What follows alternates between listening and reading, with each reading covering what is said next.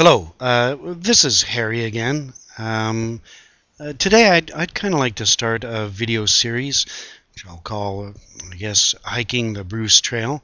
I think in a number of past videos and comments here and there, I've mentioned that I like hiking. And I guess I'll say this. I've been going through kind of a tough time personally. That's continuing. I don't believe in running away from one's problems, but I'm going to try walking away from them. Um, for a few years, I've been hiking the Bruce Trail with a group of families, and my family and they go out on a regular basis and knock off pieces of what's known as the Bruce Trail. And it's been a really wonderful experience.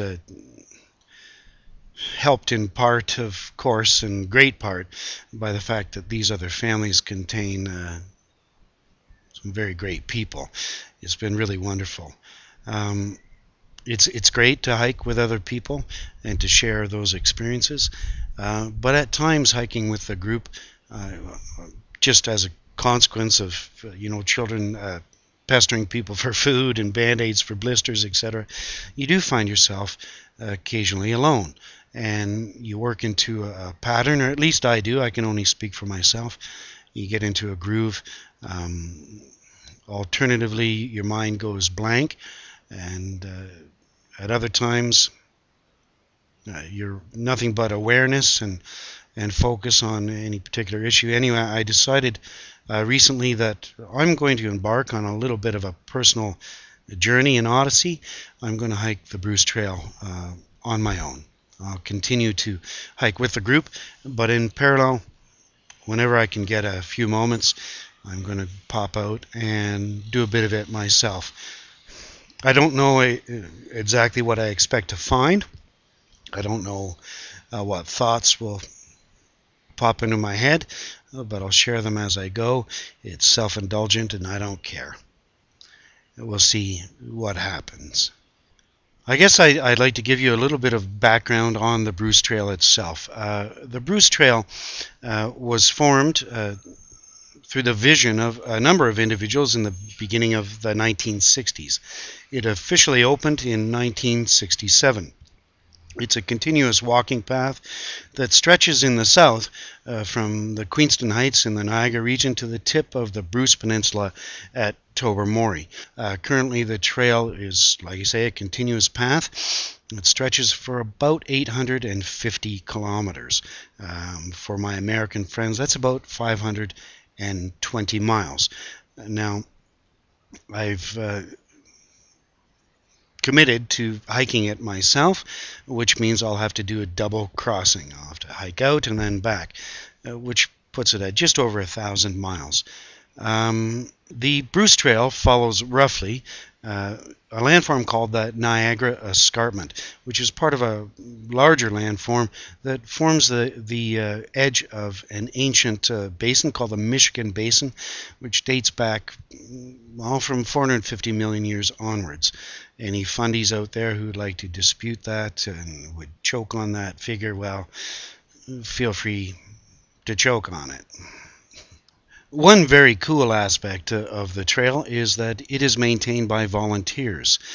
And also, it is maintained only through the cooperation of a great number of landowners who allow hikers across their land. You see, currently, I think it's just over 50% of the trail actually is on private land.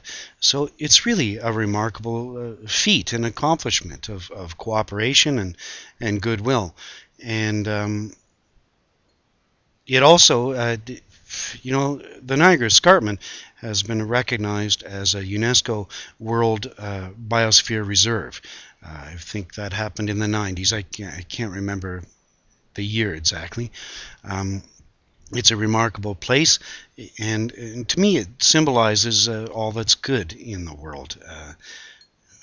There are places along it that are of human history, significance.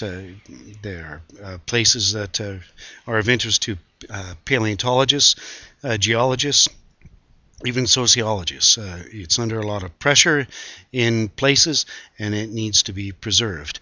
Anyway, it's quite a place, and I'd like to share it with you.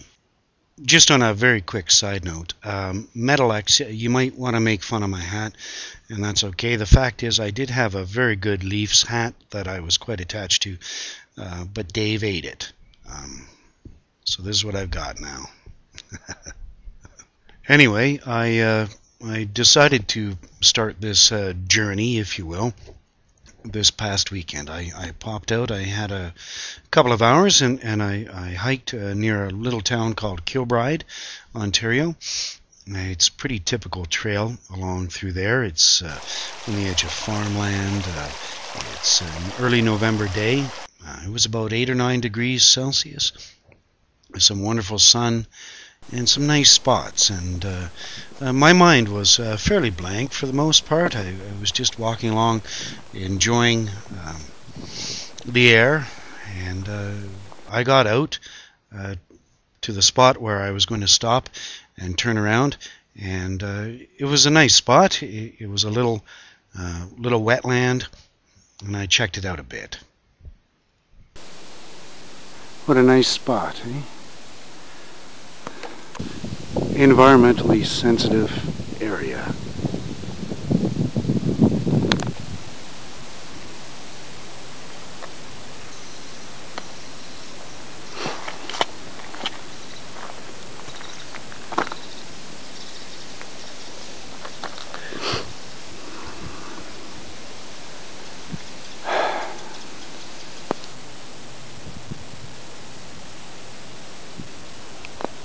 I turned around and I walked back to where I'd started from, and I think for some of that hike I was mumbling about other people's kids. But with every step I took, the more insulted I got and the more angry I got. And I determined that, well, I'd go back and see what I could do about cleaning that up. And I was astonished that someone would go through the trouble of doing something so stupid. Well, I'm back. But the problem is, other than picking up, the garbage and stuff that I can reach, there's not much I can do. And the more I look at it, the more frustrated I get. Now, it looks as though it's not really in deep water, but I went to the top of the fridge there, and there's about 3 feet of muck underneath, and I got soaked up to just under my chest. I'm more and more pissed off. There's no way I can get that garbage over there. I have no idea how much mud is underneath it, so this is completely fucked up.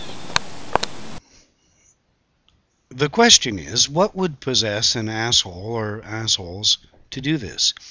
Around here, we can dispose of old fridges and old appliances free of charge. And you get it out to the curb, you make a phone call to the municipality, and it's picked up free of charge.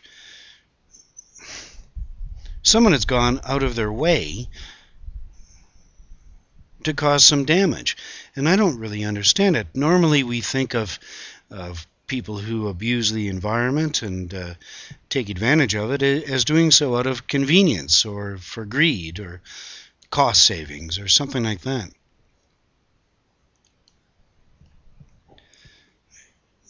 It seems as though